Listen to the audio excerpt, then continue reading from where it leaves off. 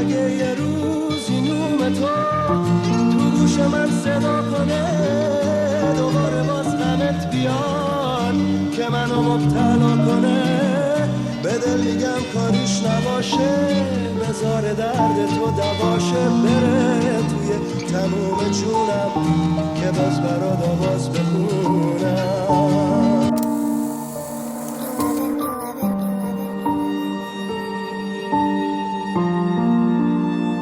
احمد سی.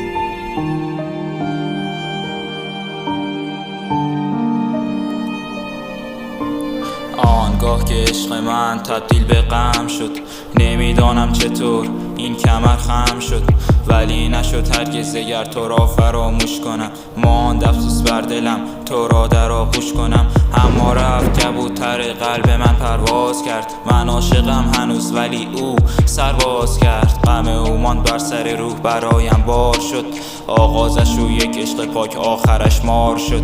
اگه یه روزی نوم تو گوش من صدا کنه، دوباره باز غمت بیاد که منو مبتلا کنه، به دل میگم کاریش نباشه، درد تو دواشه، بره توی جونم که باز برات آواز بخونم. اگه یه روزی نوم تو گوش من صدا کنه، دوباره باز غمت بیاد که منو مبتلا کنه، به دل میگم کاریش نباشه، درد تو دواشه، بره توی جونم که باز برات آواز بخونم.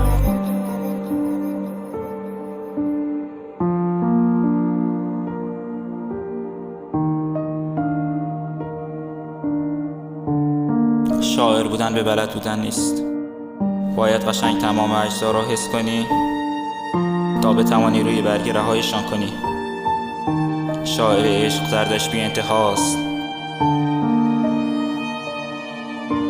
چشمهایت مانند ماه شاعر چشمت شدم، لبهایت جام شراب شاعر لبات شدم، موهایت شبهای من شاعر موهات شدم، وجود تو دنیای من شاعر عشقت شدم. وقتی تمام وجودم از تو لبریز شد، قلب من از نبودنت فقط مریض شد. من از عشقت شاعر شدم اما تو نفهمیدی، من ز تو اشک ریختم و تمسخر کردی خندیدی.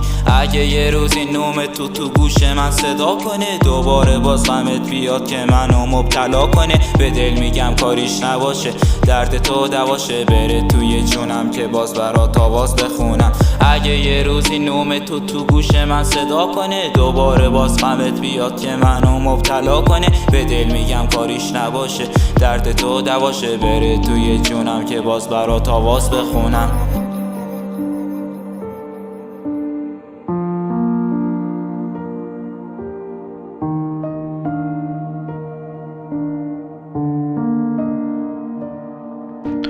حواست هستن و عاشقتم، حواست هستن شاعرتم، از غم تو من نوشتم هی گفتم عاشقمی گفتی خیر. یه روز خوب بودی یه روز بد، می اومدی میرفتی جزر اومد، از عشقی طرف دلم خونده، شاعر شدم چون حرفا مونده.